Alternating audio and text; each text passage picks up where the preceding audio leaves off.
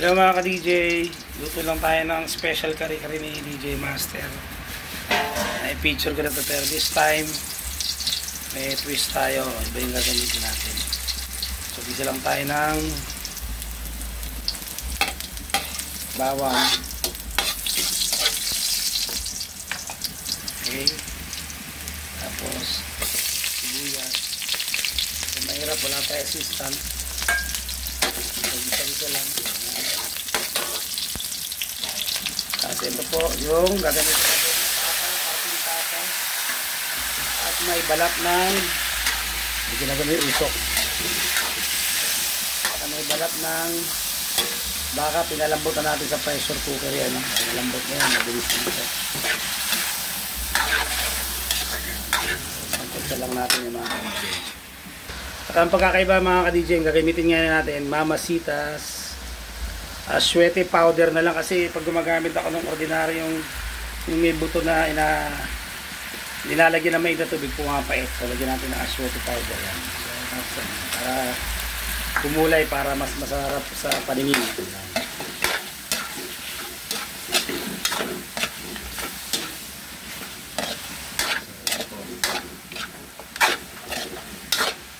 Sure, masarap yan mga ka-DJ. Tapos, ito po yung ginamit na pinagpakuloan dito sa pressure cooker. Hindi sasabaw natin para malasa. So, tansyahin nyo na lang. Mamaya kasi lalapot pa yan. So, pag napakulo na, malambot na, mabilis na lang. Meron pa naiwan dito, sayang.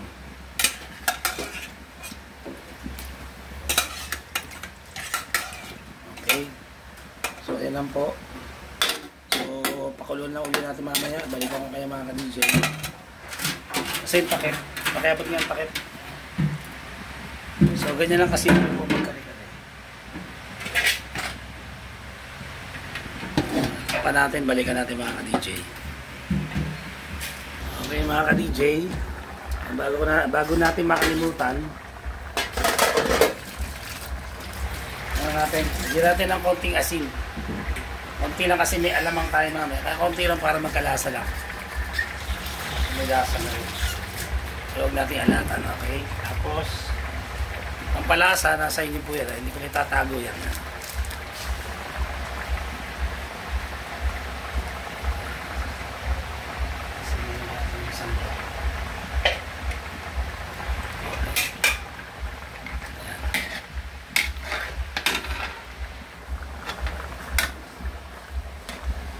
Medyo ano lang usok.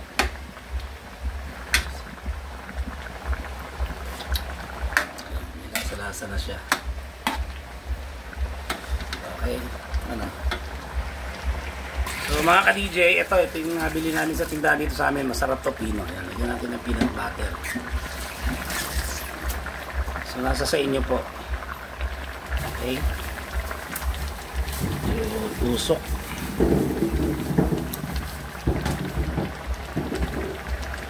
Okay. Peanut butter. Ano ang usok yan. Ayan po yung magpapalapot dyan, tsaka yung magpapalasa.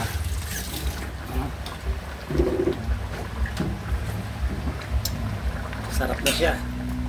Tapos, tsaka ito mga ka-DJ, itong giniling na bigas. Yan. Kasama yan. Palagyan natin. Papalapot din yan, tsaka nagpapasarap din.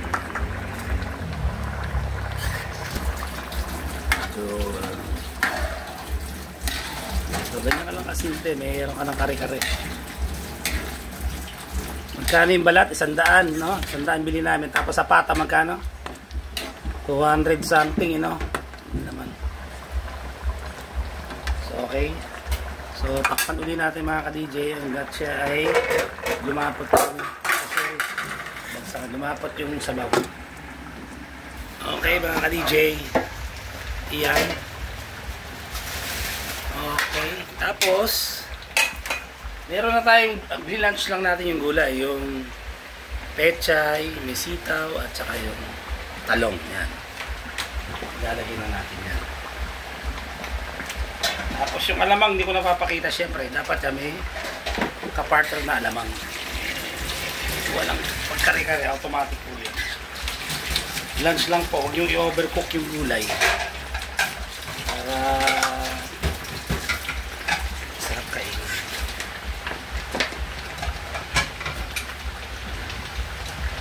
Okay.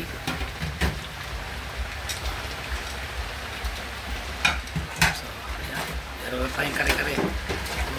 Pan, mamaya, mga 2 minutes, okay na. Tapos yung alamang, hindi ko na po papakita for plating na tayo mga DJ. I-check natin. Okay. Nakulay, nakita nyo naman. So, lulutuin ko na lang po yung alamang, hindi ko na papakita for plating na tayo mga ka-DJ. Tatakam na ako mga ka-DJ. Okay mga ka-DJ, ito yung ating finished product. Ang bagong version ng kare-kare ni DJ Master. Ayan. Pwede makakuha ng kutsara o katilidor. Ito yung balat, nakita nyo? Balat ng baka, ito yung may pata. Ayan, balat po yan. Oh. Napakalambot po niya mga ka-DJ. Oh. Napakalambot. Oh. Tapos ito yung sitaw na blinanch natin. Tapos may pechay at talong. Siyempre, hindi mawawala yung ating inisang alamang. Yan, no? Naku, grabe to. Ano, hindi ko na may papakita kung hindi na, no? So, mga DJ, sana po, kung type nyo yung tayo na to, pakicomment na lang po dyan para makagawa pa tayo ng mas maraming mga masasarap na pagkain Pinoy. Okay, po. So, hanggang sa muli, ito po si DJ magsasabing, laban lang, God bless you all, see you on my next vlog.